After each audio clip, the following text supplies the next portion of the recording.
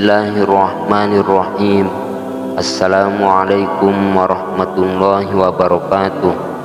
Hamdan wa salaman wa ba'du. Syukur alhamdulillah kita masih bisa berjumpa lagi di channel ini. Harapan dan doa saya semoga kita semua selalu tetap dalam lindungan Allah Subhanahu wa ta'ala, dipanjangkan umurnya, dimurahkan rezekinya, amin ya rabbal alamin. Dan tak lupa pula sholawat serta salam semoga tetap terlimpahkan kepada junjungan kita Nabi besar Muhammad sallallahu alaihi wasallam. Allahumma sholli ala sayyidina Muhammad wa ala ali sayyidina Muhammad. Pemirsa yang dirahmati Allah, Sayyid Husain Al-Abbani dalam kitabnya Al-Jaza' min Jinsil Amal menyebutkan sebuah kisah. Ada seorang laki-laki yang memiliki orang tua yang sudah lanjut usia. Dia sudah merasa lelah untuk melayani dan menuruti kemauan orang tuanya itu. Hingga suatu ketika ia membawa orang tuanya ke sebuah perbukitan. Sesampainya di tempat yang dituju, dia menurunkan orang tuanya dari kendaraan yang ditumpanginya. Orang tuanya itu pun lantas bertanya keheranan, "Apa yang hendak engkau lakukan terhadapku, wahai anakku?" Dia menjawab, "Aku ingin menyembelih ayah." Ayahnya itu pun terkejut dan seraya berkata, "Jika kamu bersikeras untuk menyembelihku, maka sembelihlah aku di bukit yang di sebelah sana, karena dahulu aku juga menjadi seorang anak yang durhaka, dan aku telah menyembelih ayahku atau kakekmu di sana. Tapi ingat, kelak kamu juga akan mengalami hal yang serupa, wahai anakku," ujar sang ayahnya.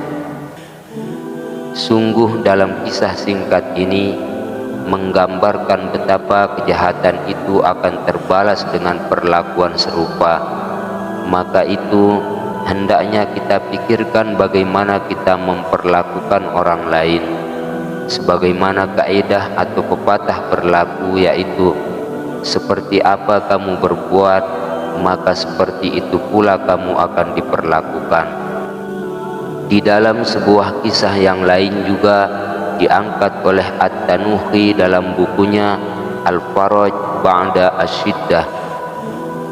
Terkisah di zaman dahulu ada seorang menteri di Baghdad telah merampas dengan paksa harta kekayaan seorang wanita tua.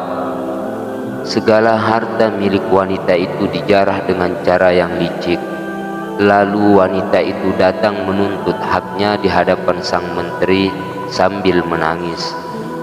Namun sang menteri tak mau peduli dan tidak mau bertaubat atas kesalahannya itu. Lalu kemudian wanita itu mengancam, "Jika engkau tidak mengembalikannya juga, aku akan memohon kepada Allah Subhanahu wa ta'ala agar engkau mendapatkan celaka." Lalu sang menteri itu malah tertawa mengejek seraya berkata, "Berdoalah pada sepertiga malam agar doamu terkabul." Begitulah ucapan yang keluar dari seorang menteri yang fasik lagi sombong itu. Wanita itu pun lantas pergi meninggalkannya. Lalu pada setiap sepertiga malam terakhir, wanita tua itu pun selalu berdoa. Tak berapa lama berselang waktu kejadian itu, menteri itu dipecat dari jabatannya dan seluruh harta bendanya disita. Ia diikat di tengah pasar dan dicambuk sebagai hukuman menurut ketentuan majelis hakim atas kekejamannya terhadap rakyatnya. Pada saat itulah wanita tua itu lewat sambil melihat siapa yang sedang diikat itu. Begitu melihatnya, ia berkata, "Engkau benar, wahai menteri. Engkau telah menganjurkan kepadaku untuk berdoa di sepertiga malam terakhir. Ternyata terbukti juga bahwa sepertiga malam terakhir itu memang waktu yang terbaik. Begitulah saat orang zalim yang merasa punya kuasa dan kekuatan dengan santai berbuat aniaya. Dia lupa bahwa orang yang dizalimi memiliki senjata ampuh untuk menjatuhkannya.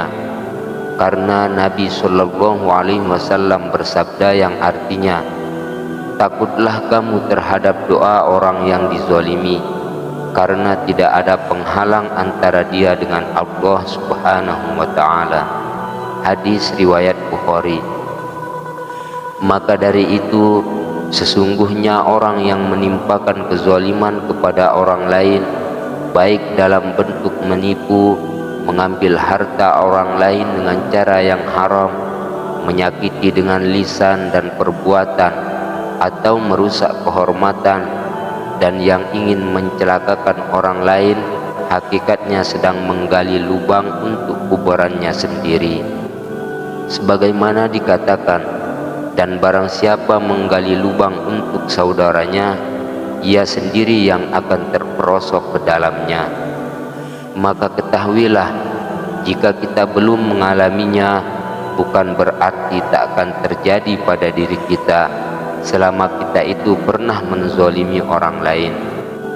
Banyaknya kasus, kisah, dan realita yang menimpa orang zalim di dunia seringkali tidak membuat mata orang zalim menjadi terbuka. Mungkin karena mereka merasa tidak bernasib sama. Meski telah berlaku aniaya, namun telah berselang lama tidak tampak pula tanda-tanda akan bernasib celaka. Pandangan inilah yang membuat mereka terus terlena. Jika mereka belum merasakan balasan yang setimpal, itu bukan berarti Allah Subhanahu wa Ta'ala lupa terhadapnya, atau kejahatannya tidak mendatangkan efek apa-apa hingga mereka tak merasa perlu menyesali perbuatannya, apalagi menyudahi kezaliman yang dilakukannya. Padahal bisa jadi Allah Subhanahu wa Ta'ala hanya melepaskan ia sementara, hingga pada saat yang tak diduga ia akan dibalas padan dengan perbuatannya, dan ia tidak bisa berkutik apa-apa.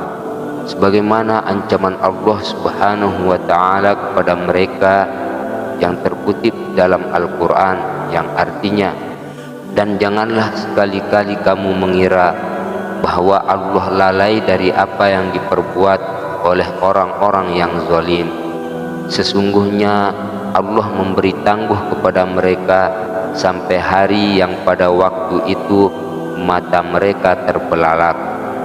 Quran Surat Ibrahim ayat 42. As-Sa'di mengatakan tentang ayat ini, sungguh ini merupakan ancaman yang keras bagi orang yang berbuat zalim, sekaligus penghibur bagi orang yang dizalimi.